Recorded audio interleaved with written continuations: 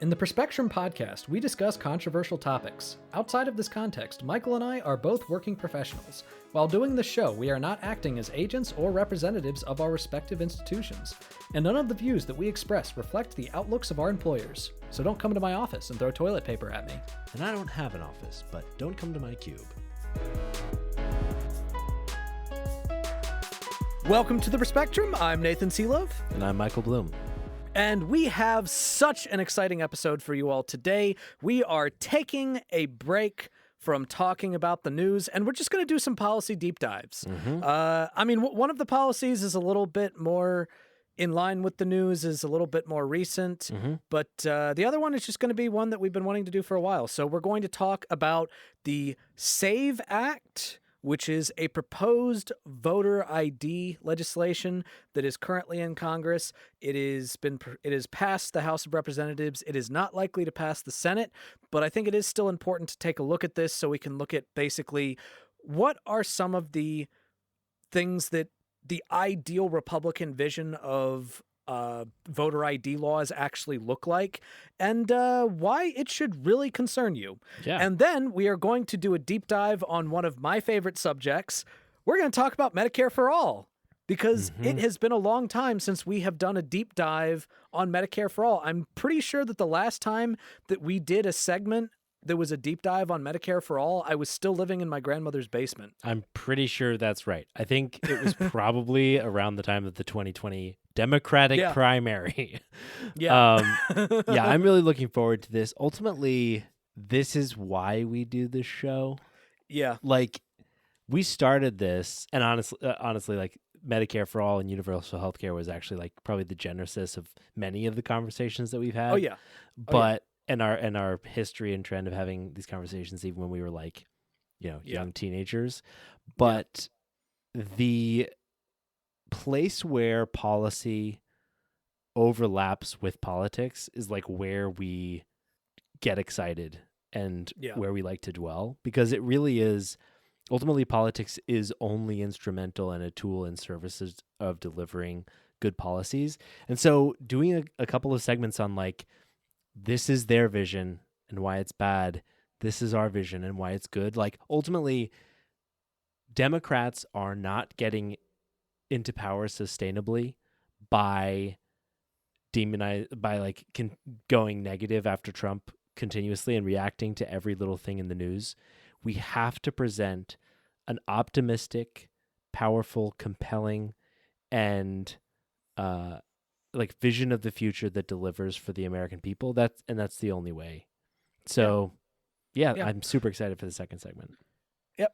All right. So let's get into it. So a lot of you have probably heard about the SAVE Act. Like I said, it's a bill that was proposed in the House of Representatives. They've attempted to pass it before, and it is unlikely to pass the Senate because it would need to overcome the Senate filibuster, which means that 7 Democrats would have to get on board with it, and it's unlikely that they're going to be able to do that. One of the things that you've probably heard about this is there have been a lot of memes going around, a lot of social media posts going around saying that this could potentially make it so that married women are no longer able to vote, specifically married women that changed their name. And I guess you could say married men as well, because I know some married men who also changed their name. So that means so that it's different on their driver's license. So basically, the idea behind that initial concern was the fact that there's a provision in the bill that basically says that in order to register to vote, you have to bring to that registration specific verified proof that you were born in the United States. Yeah. Or at least that you are a citizen of the United States. Yep. Now, there are several official government documents that can prove that. Number 1, there's the birth certificate. Number 2, there's the passport. Yep. Number 3, some states have what are called enhanced driver's license that will actually say your birthplace on the specific driver's license. So those would be accepted forms of proof that you are a citizen of the United States. The problem is what is currently in the system, your name that's currently in the system or currently on your driver's license, if that is different from the name that is on, say, your birth certificate, which of those types of documentation that I mentioned, the birth certificate is the one that most Americans are most likely to have. Most Americans don't have an enhanced driver's license. Most Americans don't have a passport. I don't have a passport. Yeah. But the problem is, if your birth certificate doesn't match what your name is on your driver's license, that could get in the way of your ability to actually be registered to vote. Yeah. Yeah. I think so. I think that this specific aspect of it, I think, is important. But I think it's been a little bit, it's been focused on almost to the exclusion of all of the other things that I think are problematic about the SAVE Act. And I think it's for reasonable reason. It's pretty compelling to say that this might disenfranchise millions and millions of married people. But the fact is, like, it's going to go way beyond that and be way worse than that. So, like, I think a couple of things that you called out. So one, not only does it require that you have all this proof of your citizenship, it requires that you go in person to your election office to do that. So we can talk about some of the implications there. So that's a huge increase to the barriers of people to register to vote. The second thing is this required documentation and going in person is required every single time there will be a change to your voter registration, or if you register to vote for the first time. And according to the Census Bureau, more than 12% of Americans move every single year. So in the 2 years leading up to the 2020 election, 91 million citizens registered to vote for the first time or updated their registration out of 220 million registered voters. So we're talking about, like, this is going to affect tens of millions of people, and it's also going to significantly restrict how people can register to vote. Currently, only 5.9% of people who register to vote do so at an election office, which will have to go to 100% under this act. So that means that, like, millions of people will have to go in. And if we know what people think about voting, they probably won't. And in addition to having these, like, enhanced identification requirements. One thing that I'd also like to present is one of the potential counterarguments. So the guy that actually proposed this law, who is Representative Chip Roy from Texas, in response to the idea, number one, the idea of this might infringe on your ability to register to vote if you are married, or and you changed your name, or if your name doesn't match what's on your birth certificate. What he said in a statement which he sent to factcheck.org, he said, quote, "The legislation provides a myriad of ways for people to prove citizenship and explicitly directs states to establish a process for individuals to register to vote if there are discrepancies in their proof of citizenship due to something like a name change." But here's the problem with that. The bill doesn't specify what documents that they can use that would be satisfactory. Number one, he specifically says the states can establish the process, which is what the bill says. The states can establish that process. But the thing is, there's nothing compelling the states to establish that process. And another thing that we need to recognize is that the bill is going to establish that it is a federal crime for a person who, for a voter register, someone who registers other people to vote. It's going to be a federal crime if they register a non-citizen to vote, or they register somebody who doesn't have the proper documentation in order to vote. So basically what this act is saying is that you're going to have registration workers that, to their own discrepancy, are going to have to choose what they think is acceptable and what they think is not. And a lot of them are probably just going to play it safe because they don't want to be charged with a federal crime. Yeah, totally. Of course. If I were in that position, I would fucking, like, deny everything but the most ironclad proof, which would definitely result in people being turned away from registering. Just imagine what it's like being at the DMV, where they're like, we're going to need 3 different letters from various people, including your pastor, and like 12 different forms of documentation for your name, just to like do this thing. And then you get sent back to the back of the line each time you need to get a new piece of documentation. You're in the process for hours and all this shit. And that's going to be the process standing between American citizens and their right to vote. Yeah. And another thing that we need to consider, and I love how Michael called out the fact that a lot of people are focusing specifically on the provision that might affect married people.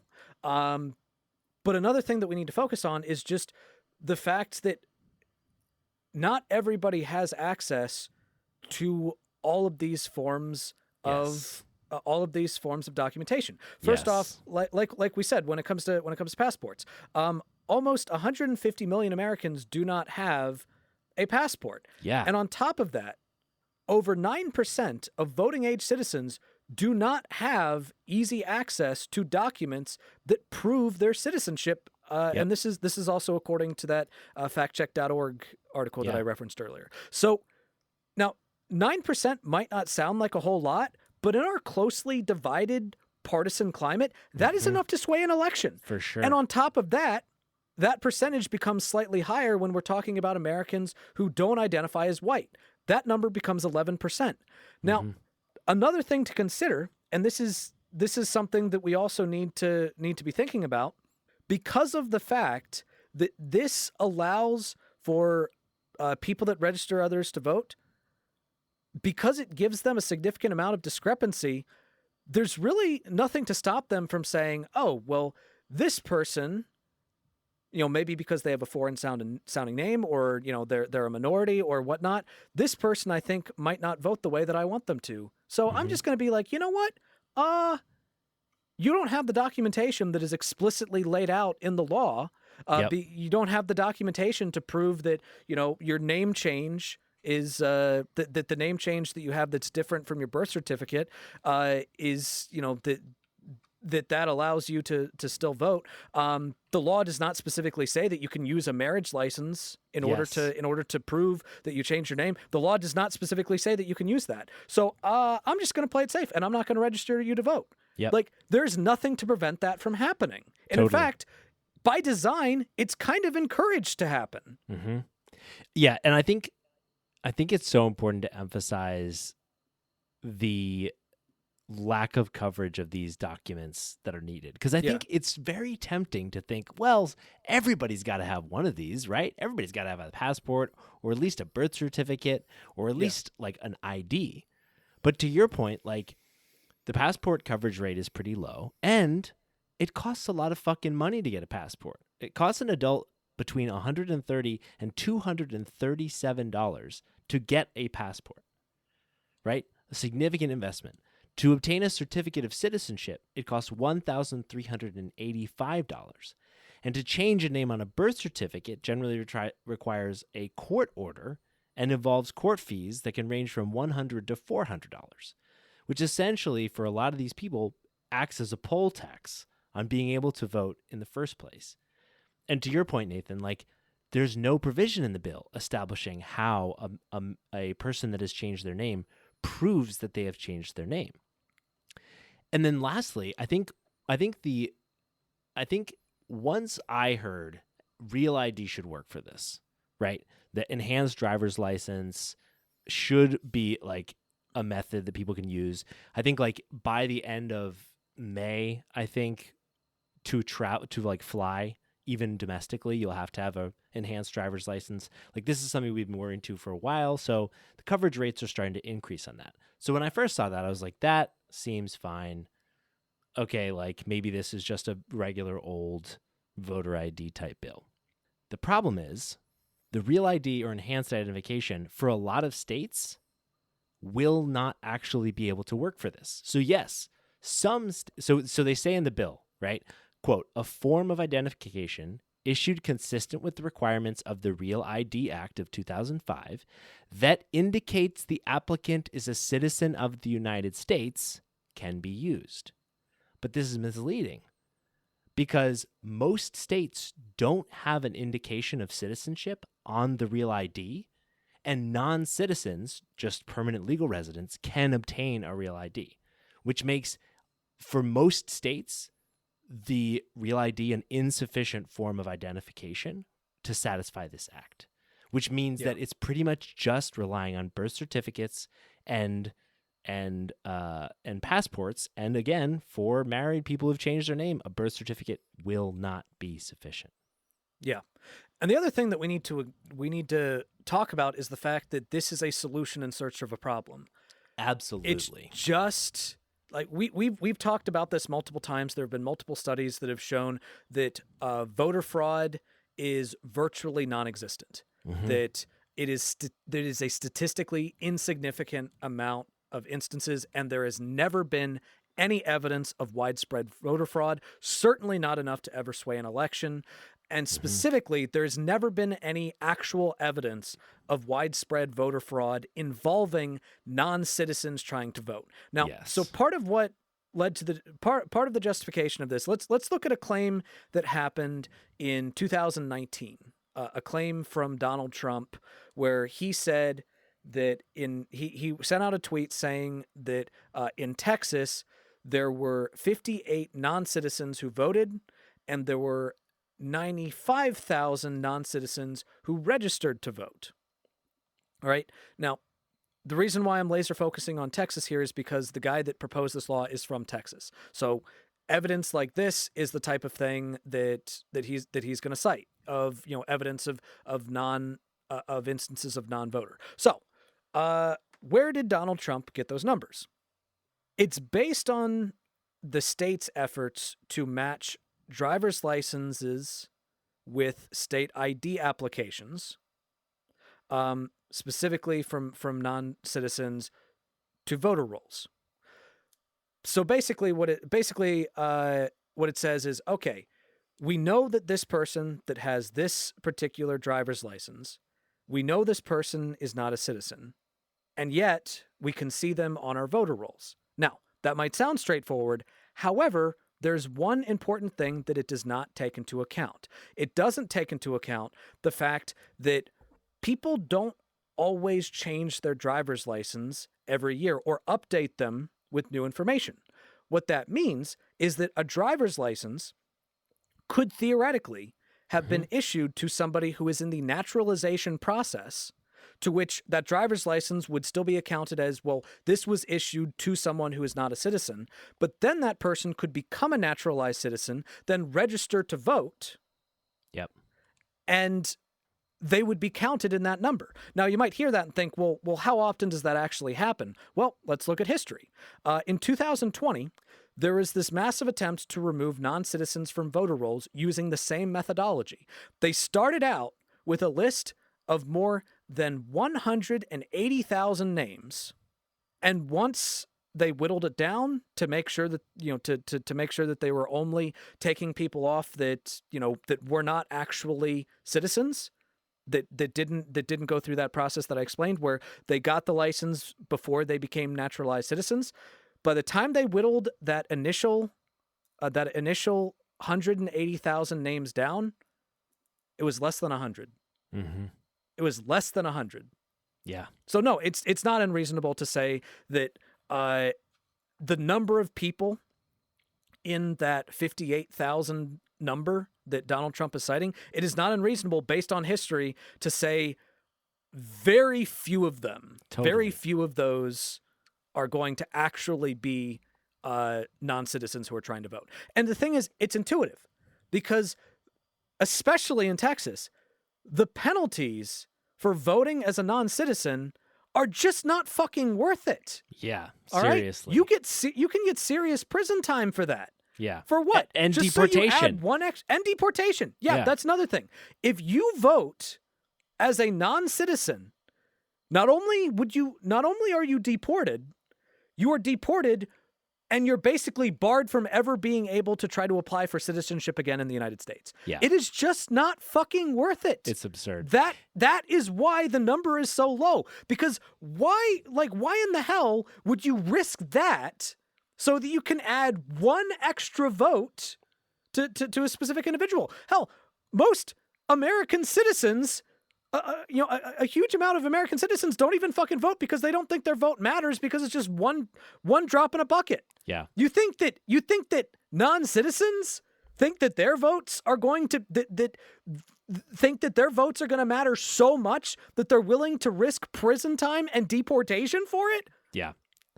Yeah, and I want to say a couple things to support that even more, because I think we had in 2024 we had 15 examples from Michigan, to take a state that had some examples of this, that appeared to be non-citizens who did in fact vote in the 2024 election, and none of them appear to be cases where they were nefarious or intentionally voting against the law. All of them that were investigated and adjudicated, because a couple were people that died, that had died after the election. All of them that were investigated, it was literally a mistake, because there are states where and localities and stuff where non-citizens can vote in local elections, right? Where you can vote for your school board and things like that. It's possible to make a mistake. And you might respond to that, or Nathan's cases, and say well, guys, come on. How likely are those things to happen? And the fact is, the numbers we are talking about are so small that they only exist on these tiny little unlikely edge cases. These 15 cases of non-citizens voting were out of 5.7 million ballots in Michigan. It's just something that doesn't happen nefariously. Yeah. The other thing because here, again, it's not worth it. The other thing here is, one, you might hear people say well, come on, surely we need to have systems in place that ensure that the people who are registering to vote really are citizens. If you hear people say that, they're right, but it just means that they've fallen for the terrible misinformation and disinformation that is going around in this space right now. Because we already do that. All this law does is shift the burden of proof from the election offices and government officials to individuals that are seeking to vote. So today, government officials are required to verify a person's eligibility to vote using state and federal data, including citizenship data from the U.S. Department of Homeland Security, as well as data from the Social Security Administration, death data, and U.S. Postal Service change of address data, right? And under federal law, anyone registering to vote must also provide either a driver's license number or the last 4 digits of their Social Security number to provide election officials with sufficient information with those other data sources to determine their identity and that they're actually able and eligible to vote. So all this does is take that verification process, which, based on the rates of non-citizens voting and being registered to vote, based on the rates of voter fraud, the system we currently have does work. And all it's doing is taking that burden and shifting it to individuals in a way that's going to disenfranchise millions and millions of people. And here's another thing you need to understand. The government already fucking knows who the citizens are.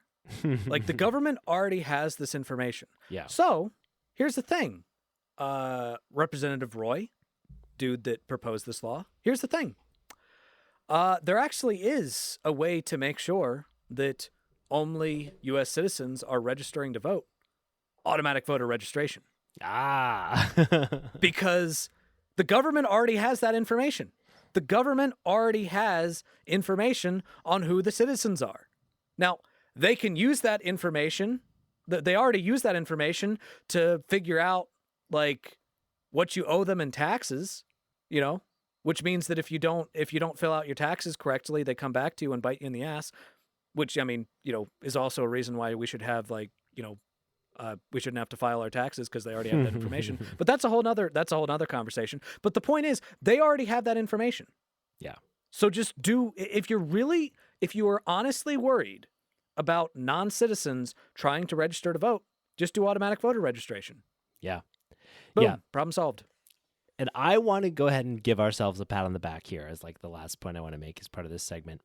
Nathan and I are progressive, and we talk about convincing Democrats to do stuff a lot because we largely align with Democrats on policy. But I wouldn't, but people have accused us of being partisan, and I don't think that's true. And I think this segment is a good example of that. Because if we were truly partisan, we would be in support of this bill. Because the people that will be disenfranchised by this bill most will be Republicans and Trump voters. Yeah. So only 1 in 4 Americans with a high school degree or less have a valid passport. Only 1 in 5 Americans who are low income, below $50,000, or who have income below $50,000 a year, have a valid passport. Republicans are less likely to possess a passport, and conservative Republican-leaning women are twice as likely to have changed their names. Young Americans with a college degree or a postgraduate degree, wealthy Americans, and those who identify as liberal or Democrats are the most likely groups to possess the required forms of documentation in order to continue to vote. And now it's time for a more lighthearted segment, a tip for good.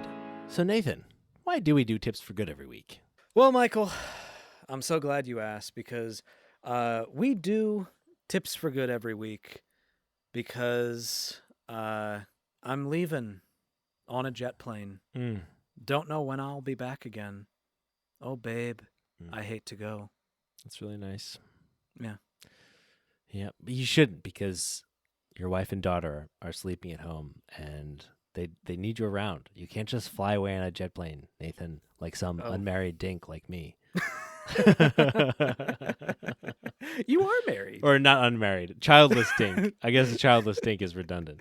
But So the other day, I was on Instagram and I was seeing this.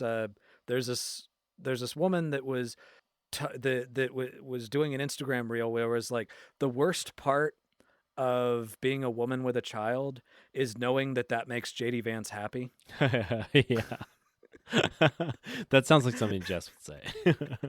Yeah, and it made me automatically think of Jess. So so I guess I would say, I praise you, because you are the longer you remain childless, the more disappointed JD Vance is going to be in you. Yeah, especially as a white dude. So yeah, really, I'm doing my part to piss off JD Vance. Yeah.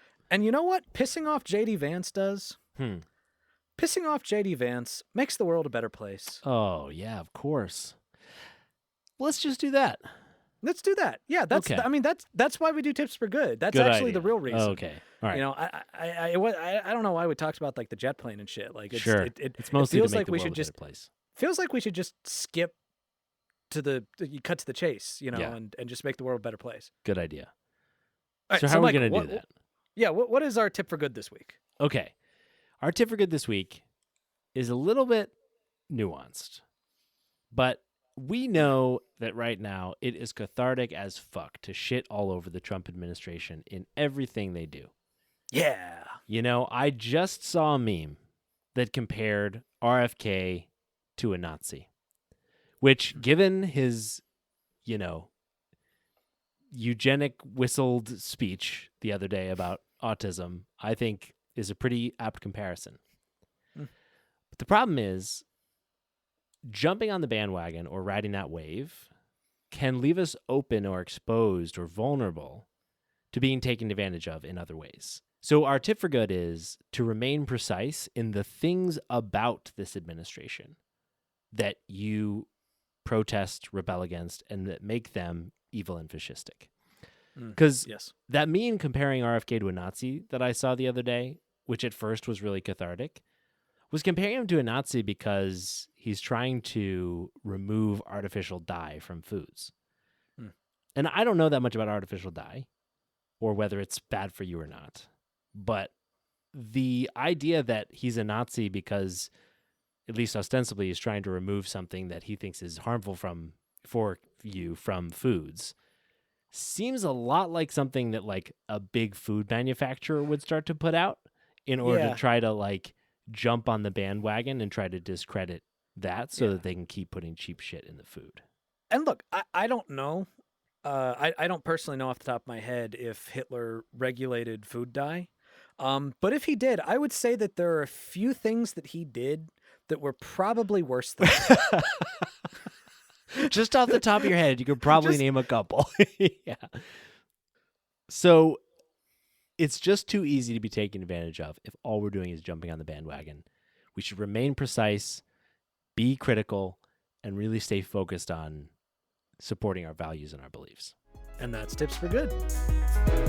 And now it's time for our favorite segment, a segment about universal health care. Yeah. We love talking about universal health care. It's really where it all began here at the Yeah. Perspectrum. Yeah. Like literally the entire concept of the Perspectrum is based off of conversations that Michael and I used to have when we were teenagers. Yep. And the biggest subject of conversation back then was universal healthcare, was single payer. So like this is the genesis Back of in the good old Perspectrum. days when Nathan would argue that the richest country on earth should be able to give health care to its citizens, that it costs us more and we have worse healthcare outcomes than every other developed nation. And I would argue that that was slavery.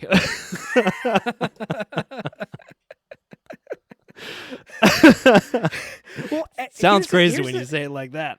Yeah, well, here's the crazy thing though. Like, I've actually seen Rand Paul make that argument, Oh, sure. and as a guy who gets government-funded healthcare, Yeah. like the dude has government-funded healthcare. Basically, what you were saying, if you were comparing single-payer, the government-funded healthcare, if you were comparing that to slavery, you were saying that you, as a senator who is benefiting from government-funded healthcare, are benefiting from slavery. Like, To be fair, he also argues against reparations, I assume. So twice over, I guess. Yeah. So I want to start out by doing one of our favorite things, which is a steel man. Nice. So let's go ahead and steel man the anti-Medicare for all argument. And I actually, I read, in preparation for this, I read an article from the Hoover Institute, because as we know, historically, we should always listen to Hoover, that laid out a lot of the essential counter arguments. And some of them are ones that you've probably heard before. So we're going to go over them and we're going to address them. So first off, the biggest argument that we often see against the concept of universal healthcare is the intuitive one. If you cover everybody, it is going to be more expensive. Now, when it comes to healthcare, you have three areas to consider. Number one, you have quality. Number two, you have potential universality. And number three, you have cost. Now, what the argument is basically that you can have two of those, but you can't have all three. So you can have universality, you can have a low cost, but if you have those two, then you can't have high quality. Or you can have high quality and you can have universality, but if you do that, it costs you a lot more money. It's going to cost you a lot more money. So by its very nature, creating some type of single-payer healthcare system is going to end up costing us more money in the long run. Another argument, and this is one that we hear repeated all the fucking time, is specifically wait times. All right, that's the argument that the right loves to lob about universal healthcare. If you try to accept universal healthcare, then oh my God, it's going to result in astronomical wait times. There is actually some level of truth to that. When looking at wait times measured as waiting more than 1 month to see a specialist, and this is the most recent numbers we can see are from 2016. One of the things that we actually can see is that on that list of countries ranked in the percentage of time it took more than a month to see a specialist, the United States is actually pretty low on that list. And in fact, the only countries on that list that specifically includes various wealthy OECD countries, The only countries that are actually above the United States on that list are countries like Switzerland, Germany, and the Netherlands, which none of which have single payer systems. They all have what's called a health insurance mandate system. And in fact, the next country that has a single payer healthcare system that is ranked on that specific list is France. Now, the United States, 27% of the time, people have to wait more than a month in order to see a specialist, whereas France, which again is the next lowest country that has a single, that happens to have a single payer healthcare system, is 36%. So 36% of the time you are waiting more than a month to see a specialist, which again is intuitive. If you're covering everybody, then that means that the healthcare system is going to be so flooded with people that you're gonna end up having longer wait times, and people are gonna have to go a long time without potentially getting their cancer treatments or whatnot. But even if you do try to have a system of single payer that doesn't cost an astronomical amount, the third argument is that is going to substantially lower the quality of your service, because by its very nature, you're going to have to cut costs on doctors. You're going to have to go for less high quality drugs, less high quality pharmaceuticals. You're not going to be paying for the best, because if you can't afford to pay for the best, you're not going to get the best. So for those reasons, it is absolutely clear that the idea of going for a single payer healthcare system would cost more. It would lead to lower quality. It would lead to more people dying because of the astronomical wait times. And for that reason, Bernie Sanders is absolutely ridiculous, and progressives need to shut the fuck up. So here's why that's bullshit. So first off, let's address the quality.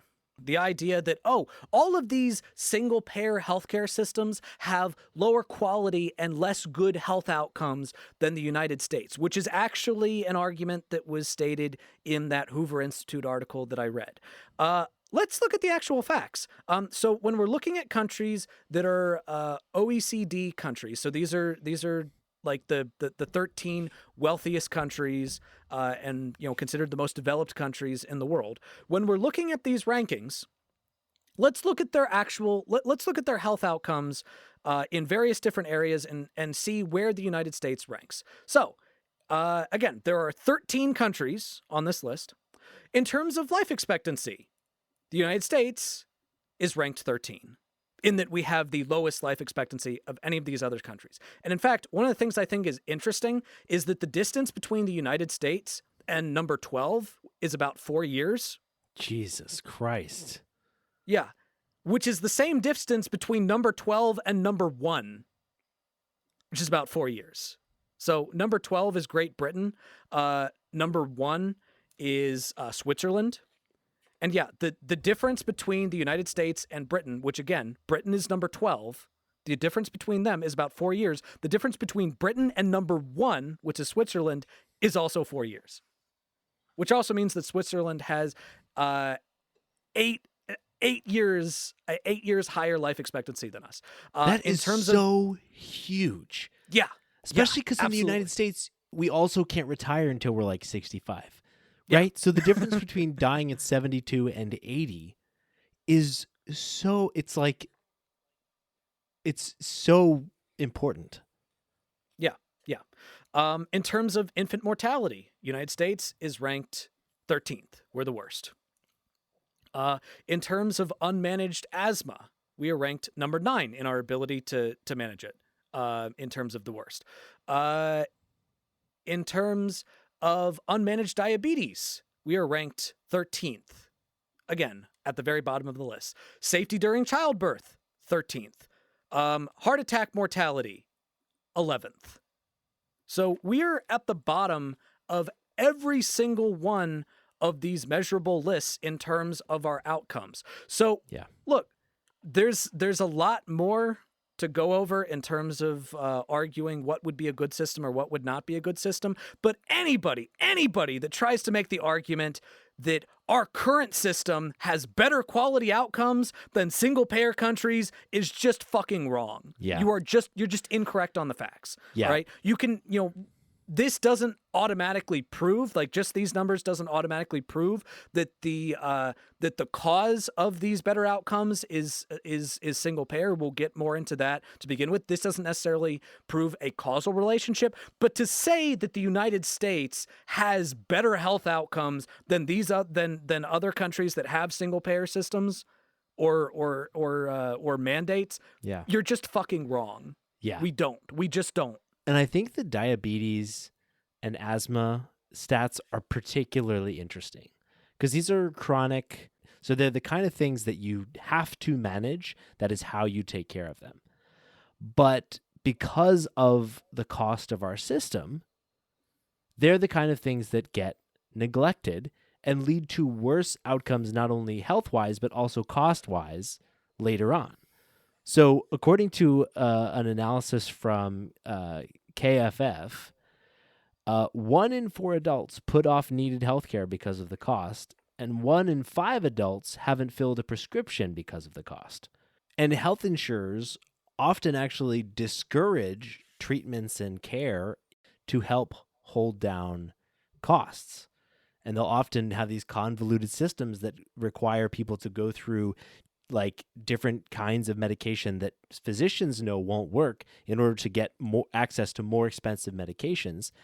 And that has a high degree of abandonment among people trying to treat their illnesses. So one survey found that 78% of physicians reported that this led to people abandoning recommended treatments.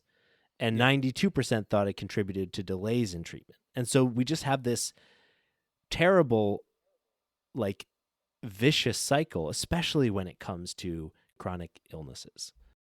Also, I want to get a little bit deeper into that number. So Michael mentioned that 1 in 4 people have gone without health insurance, or rather without health care, citing cost as the reason. Now, real quick, I do just want to interrogate that number for a second to kind of juxtapose it with the number from earlier, and to make a point about the idea of wait times, right? So when it comes to healthcare, when it comes to wait times, we did acknowledge the fact that wait times in countries with a single payer healthcare system, on average, do tends to be higher than countries that have either a health insurance mandate or, whatever the fuck you can call the United States. That is technically true. All right. So, let's juxtapose the United States and France in terms of those numbers. So the United States, 27% of Americans have had to wait more than a month to see a specialist. And France, which that number is the lowest among single payer healthcare systems, that number is 36%. However, we do also need to acknowledge the fact that in the United States, you have about 25% of people just straight up not like going without healthcare at all because of cost. Yes. And that number is 0 in France. Yes. So when we're talking about rationing, well, there's rationing in all countries. There's rationing in the United States. That is a form of rationing. And another thing that we need to point out about that, another thing that we need to make sure that we acknowledge is that although, as Michael pointed out, although 25% of people have cited cost as the reason for going without healthcare, that number becomes 61% when we are talking about the uninsured population. And the uninsured population in the United States, because we do not have a universal healthcare system, the uninsured population is 7.9% of Americans, which is 26.2 million Americans. Yeah. So of those 26.2 million Americans, 61% have cited cost as a reason for going without necessary health care. Yep. So that point right there, although I would say that of all the points against single payer healthcare, the point about wait times is probably the strongest point. That I would say is the best counter I argument. and I totally agree that that point is one of the stronger ones, and I think in combination with like the like trade-offs that you can face between universality and cost and quality and that kind of thing. But I think if we think about wait times from an economic perspective, I think we pretty quickly realize that the alternative is totally absurd and insane. So, like, the alternative to a structure that is that has universal coverage and longer wait times, relatively speaking, is one in which we have shorter wait times, but then non-universal coverage.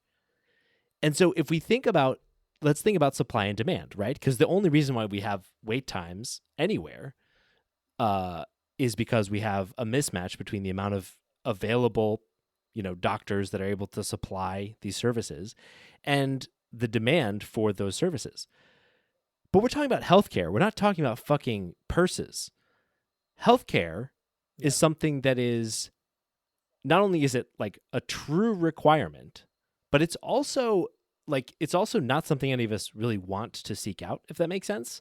It is like something that we either need to seek out or know that we should seek out. And basically everybody is trying to receive the minimum amount of viable healthcare. So falling below the amount of healthcare that people are voluntarily seeking out means that people are not getting healthcare that they should be getting, which means that we can't solve the mismatch in supply and demand by reducing demand, because that literally shaves years off people's lives and worsens health outcomes. So the only path forward here is increasing supply or accepting wait times. There just isn't a humane path forward where we solve this economic imbalance by reducing demand. Demand is already at the lowest level that is in the United States. Demand is lower than it should be because people are foregoing healthcare in order to save money, and that's what's leading to wait times that are shorter than countries with universal care. So it is just not a tenable solution that we compromise coverage in order to shorten wait times. Yeah. And let's address the point about cost. So the other claim is that if you go for a single payer healthcare system, then you are just going to drive up the costs of healthcare. You're going to end up with massive amounts of increase in the amount of money you're going to be spending on healthcare. This is also just factually wrong. The United States spends the highest amount per capita. Per capita. I'm not when you're adjusting for population. We spend the highest amount per capita of any other country in the world. Any other developed country in the world. All right? The United States spends $13,432 per capita as of 2023. To put that into perspective, the next highest in per capita spending is Switzerland. Switzerland has spent $9,688. Now, yeah, that is a large amount, and that is in Switzerland. They spent that, and it was significantly higher than the comparable country average, which was $7,393. However, it is important to note that Switzerland actually yielded decent outcomes from that. Switzerland has the highest life expectancy in the world. They're actually getting bang for their buck, whereas we right now have the lowest expectancy of any other of the major developed countries. We have the lowest life expectancy, and we are paying more. Like the best way to sum up our entire healthcare system is basically just to say we are paying more and we are getting less. Now, let's look at some of the reasons in which we are paying significantly more. I do want to just double down on that point too before we move on to like the drivers of that thing. Again, just back to like I think this argument that like, oh, if we give people free healthcare, we'll have this runaway cost problem. And to your point, Nathan, like that isn't borne out in the data. But it's also not even intuitively true if you move past just the first order thing. We're not talking about a consumer good here, where once you reduce the cost of it, people try to hoard it and you know, like, and people will go and consume it extravagantly and stuff like that. We're not talking about, even necessarily like discretionary procedures. We're not talking about people going out and getting a bunch of like cosmetic surgery covered by universal healthcare. There is a exact right amount of care that people should be getting, and that is the amount that they will likely want to seek. Just because it's low cost doesn't mean they're going to spend all day waiting around to like go to the doctor or whatever. They're going to just get the care that they need. So there's just no reason why we'll have these runaway costs driven by people getting universal coverage. So let's talk about what some of those drivers of the cost are and how they could be potentially offset by a single payer system. First off, one of the big drivers of it is the cost of administrative care, or the cost of administration, because of the fact that doctors have to spend excessive amounts of time on the phone with insurance companies. The fact that we have insurance companies that have to go through, okay, is this covered? Is this not? Is this person going to die? Are we going to let them live like in our arbitrary room, based on, whether or not they, based on whether or not they accidentally had a doctor that wasn't in network or whatnot, like, how, all of that. So as it stands, among the OECD countries, the United States spends the highest per capita on administrative costs, $1,001. To put that into perspective, the next highest, the next biggest spender is, again, Switzerland, with $392 per capita. Over $600 more per capita than the next country. And the average is $213. Jeez. So literally, like approximately 8% of the cost of healthcare in this country is consumed by how much fucking paperwork it is to get healthcare in this country. Exactly. And one of the things that's important to note when you look at the OECD average, or rather the OECD countries, the countries that have single payer are the ones that, most of them are the ones that have significantly lower administrative costs. For the most part, the ones that have insurance mandate systems tends to have higher ones. Now, there are exceptions to that. Japan is actually the lowest on the list, and they have a mandate system, and they only spend $74 per capita on administrative costs. Which, holy shit, that's crazy. That's amazing. That's fucking impressive. And considering the fact that Japan is pretty high on the list in terms of outcomes on most of those things that I said earlier, they're second in life expectancy, first in infant mortality, or I should say in the least amount of infant mortality, first in the least amount of unmanaged asthma, first in the least amount of unmanaged diabetes, a little bit lower on around the middle in safety during childbirth, number 7, and first when it comes to combating heart attack mobility. So actually, looking at this, I think at some point you and I should spend some time and maybe do a policy deep dive where we focus on the mandate system. Because a lot of conversation in the United States focuses mainly on single payer. And I think that the reason why single payer would probably be more practical in the United States than that mandate system is because there is some infrastructure in place, like the Medicare system that we have, or potentially the Medicaid system. I've also seen proposals that would do proposed ideas of Medicaid for all. But the point is, as it currently stands, we spend an inordinate amount of money on administrative costs, and that is a huge portion. To Michael's point, about 8% of our entire costs is just fucking paperwork, basically.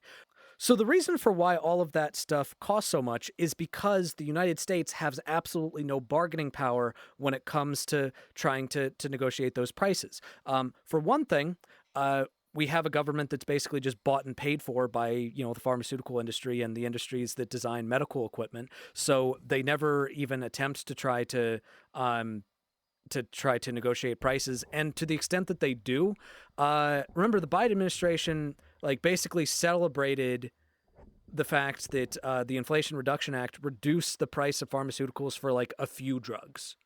And we've already talked about in the past, one of the reasons why pharmaceutical drugs cost so much in the United States is because we front the risky investment, like the taxpayer fronts the risky investment up front, and then these corporations basically sweep in, buy the patents once a drug is shown promise, and they jack up the prices, and then they buy the government to make sure that they have the ability to, number one, continue to buy the patents, and number two, be able to set the prices whatever the fuck they Yeah, want. I think that's such a key point, because an argument that you constantly hear about in a single payer system is, on the pharmaceutical front, it will reduce innovation.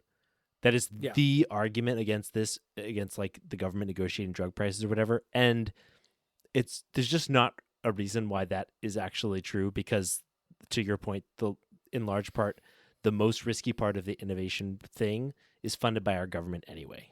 Which arguably that would be the most innovative part because it's the most risky part. So that's complete bullshit. And another reason why single payer would actually help would actually help bring down cost is because if there's only one payer, then that payer has significantly more power in negotiating the prices of care, right?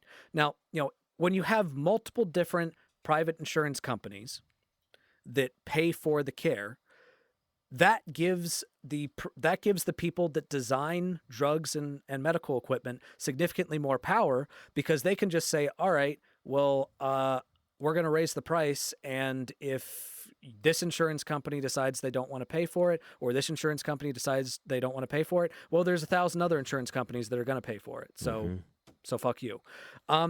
So that's a terrible point. All right, the idea that it raises the prices that it raises prices overall, it's just not borne out by the facts.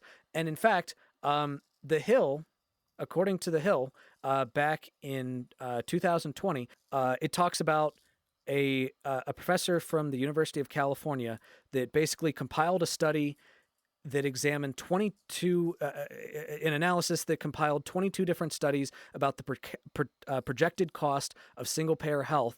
And what they found consistently was that it saved money. All of them, even right-wing think tanks. There was one by the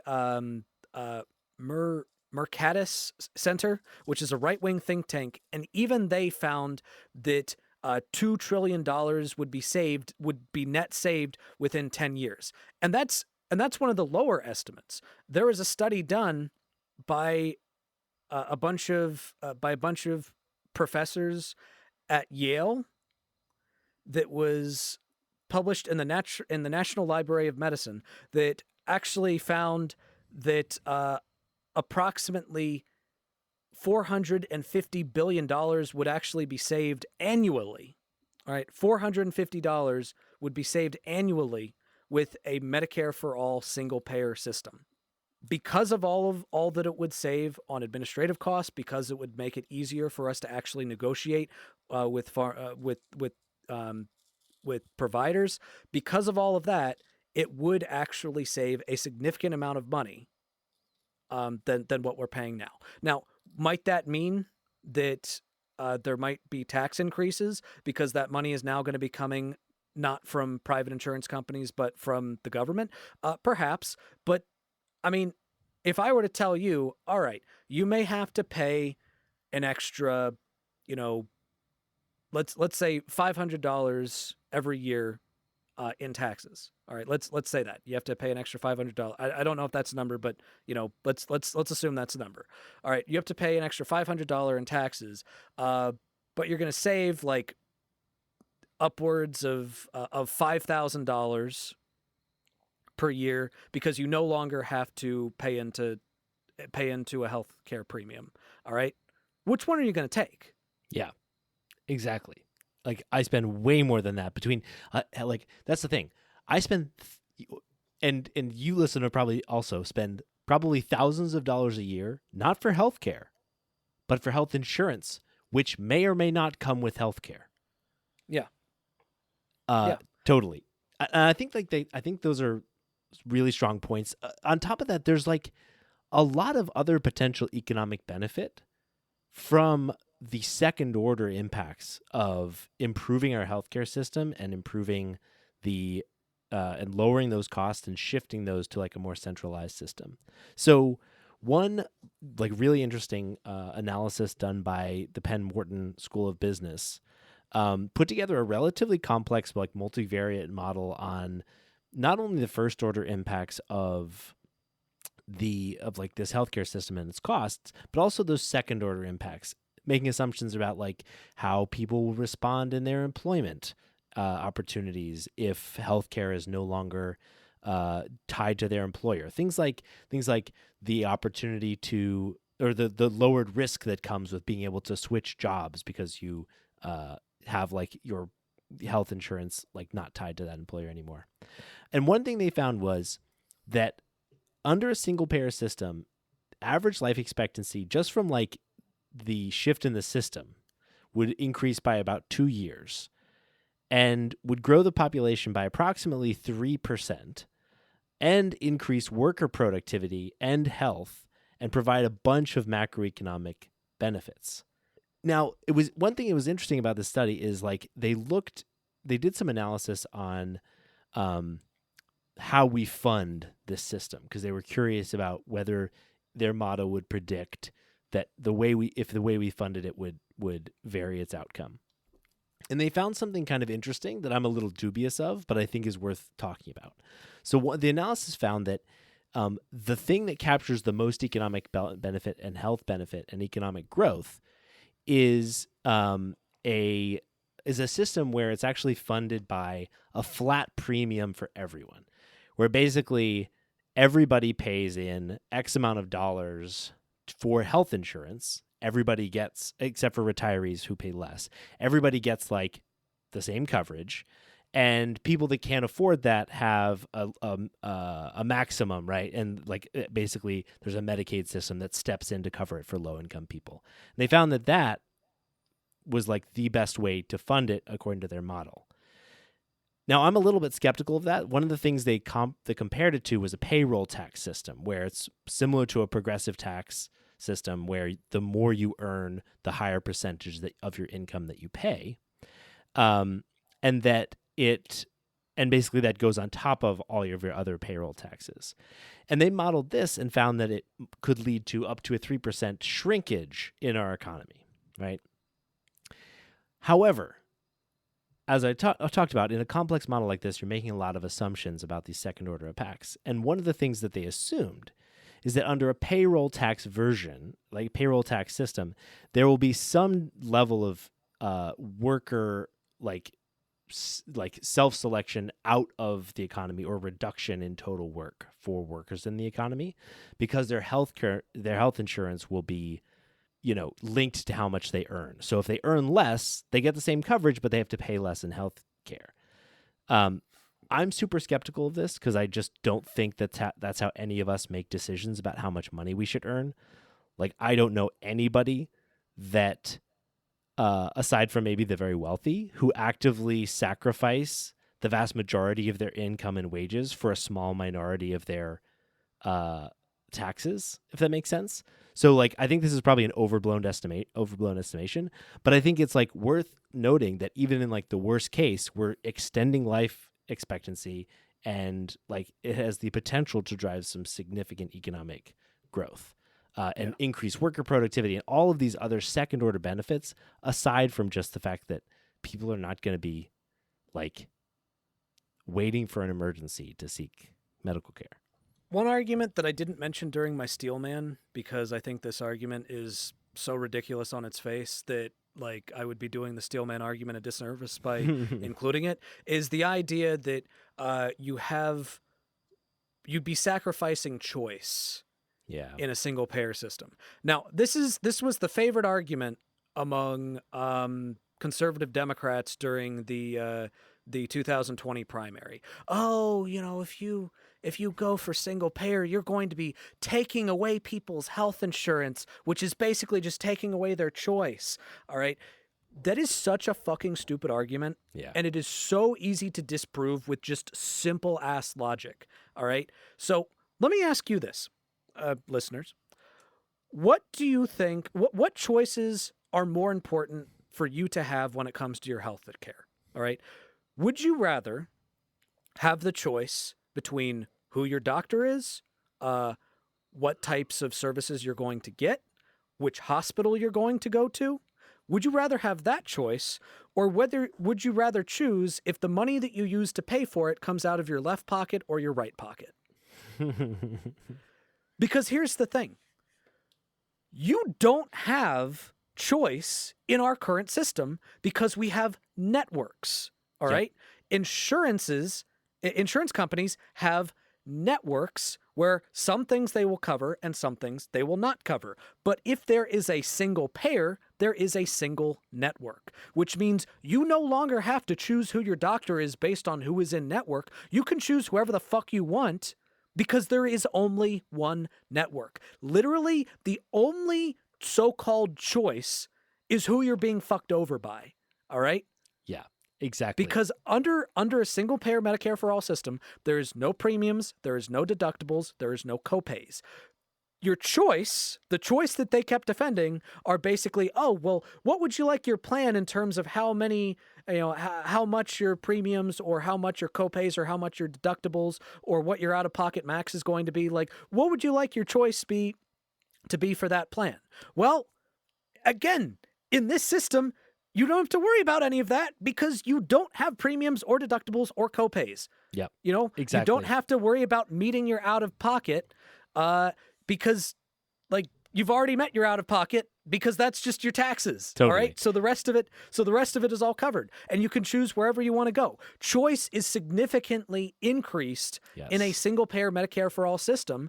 It's such a ridiculous argument on its face to say that you are depriving people of choice by having a single payer system. Yeah, absolutely. It's like not only is the decision about do you want to pay for it from your left pocket or your right, like I think that's a great analogy because like today your health insurance is tied to your employer and most of us don't have 30 employers we get to pick from. So that's already reducing the potential choices that you have. And then once you get down to the choice, which in this analogy is the pants that you're wearing, it's like, okay, you're right. If you pay for your right pocket, you get to go to these doctors. If you pay for your left pocket, you get to go to these doctors. And both of the pockets are empty and they don't pay for anything anyway. So yeah, I think that's such a great point. And like the question of do I get to keep my doctor is a reasonable one as we think about transitioning to a Medicare for all or a universal healthcare system. Because ultimately, like, that's up to your doctor if they're going to keep treating people under this system, right? Like, that's up to them. Yeah. There's no way for us to decide. But, like, I'm sorry, you getting to keep going to that same doctor, that's the thing. The counter argument to that is, like, forcing doctors to do work. And that's something that no one wants. It's literally one of the straw man arguments that they try to defeat with about like I referenced at the beginning of the segment, like pretending that universal healthcare means we have to develop forced labor where we force healthcare practitioners to do healthcare, which is just not the case at all.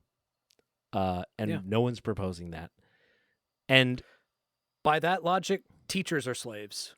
No, exactly. The slavery argument is absurd because, like, declaring that there is a right to a good that is present in the economy is not the same thing as declaring that someone is obligated to produce that good, right?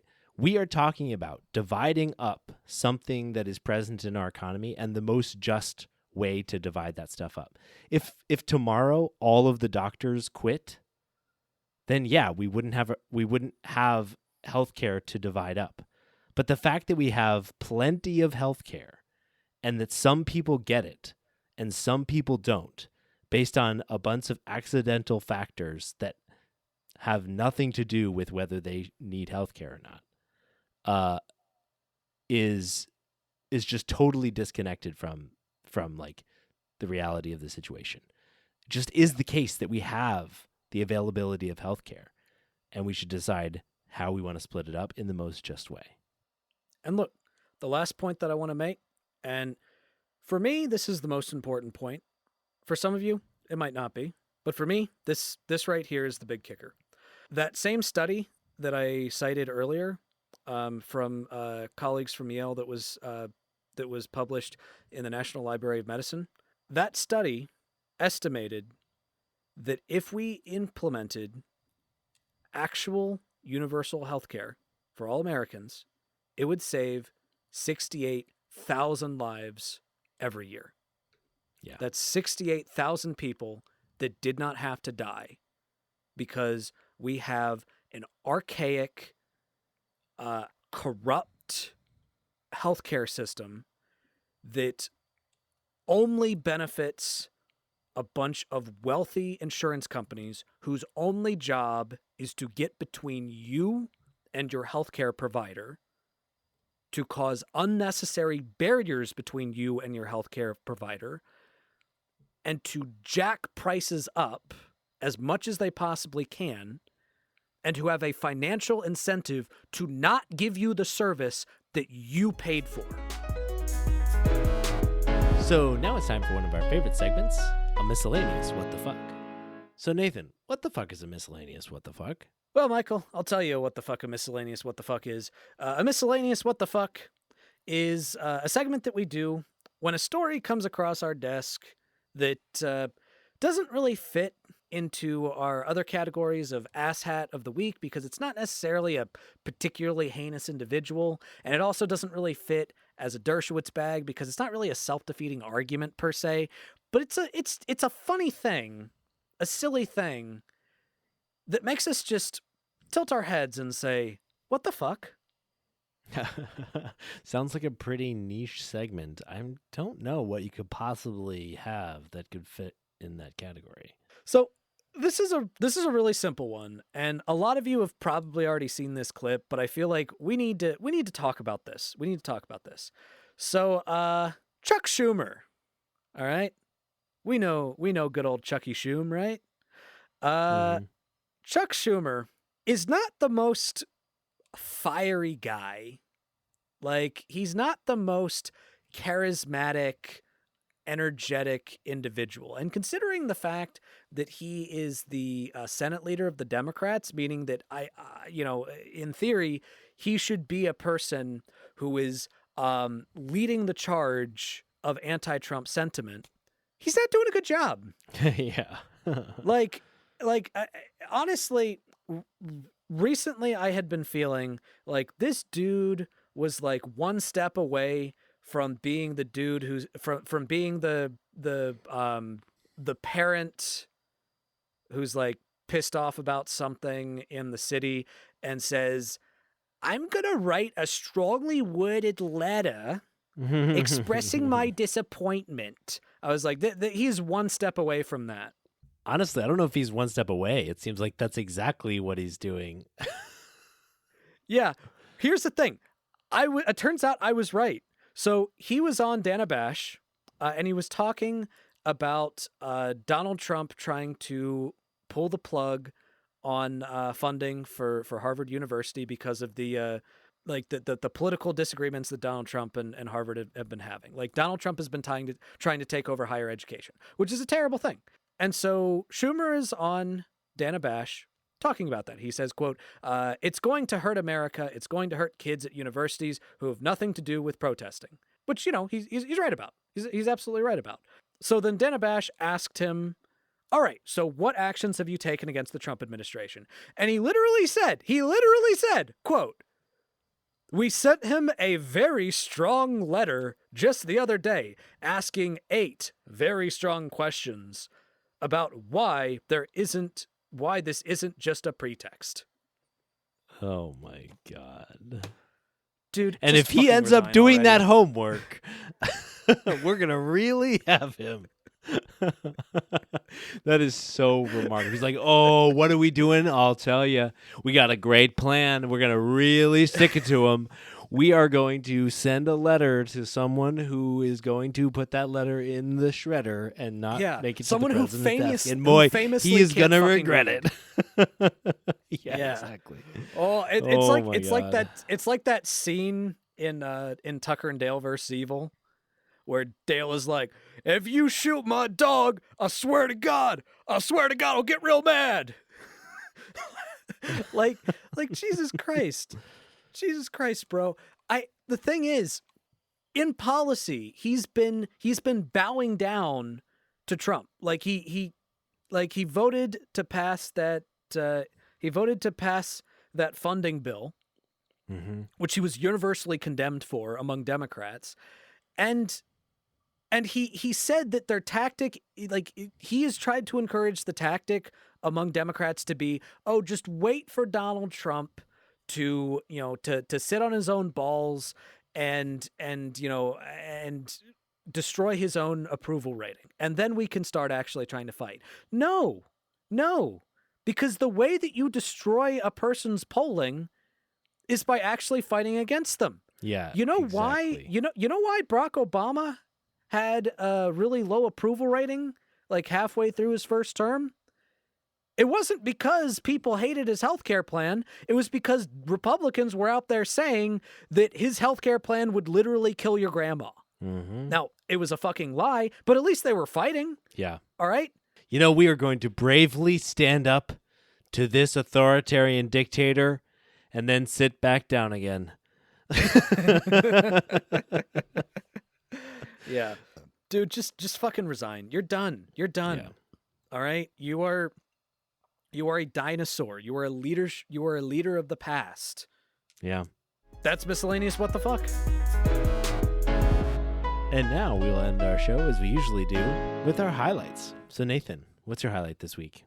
My highlight this week is that I just finished a major edit of my third book.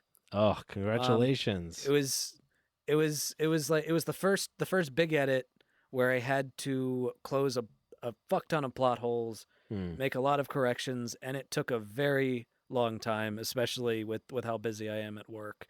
But I finally finished it, and it's finally in a much better place. And I feel like it's actually a somewhat readable book now. Nice. Still needs work, but yeah. That's great. Yeah. I'm glad to hear. Congratulations. Yeah. What about you, Mike's? What's your highlight? Well, I think it was this past weekend. Engaged in an activity called the 99999. So we started off the day with a group of friends skiing 9 runs, and then we played 9 holes of golf, which was actually way more fun than I thought it was going to be. Then we went to a baseball game and watched 9 innings of baseball, and then attempted to eat 9 hot dogs and drink 9 beers. Now, we did not make it all the way through the 9 hot dogs and 9 beers. Made it through about 6.5 of each. But it was really fun. It was just a great time, a wonderful way to celebrate spring and really get out there and do stuff that you can only really do this particular time of year. So it was great. Nice, bro. Glad you had fun. Now I'll thank the amazing people that make this show possible. So thank you to our patrons, Jerry DeViller, Taylor Bloom, Fade Out Scoop, Kyle Chatska, and Tobias Janssen. And thank you to our amazing editor for all they do to make this show possible. Thank you, Kayla. And thank you, dear listener, for listening to The Perspectrum. And you'll hear from us again next week.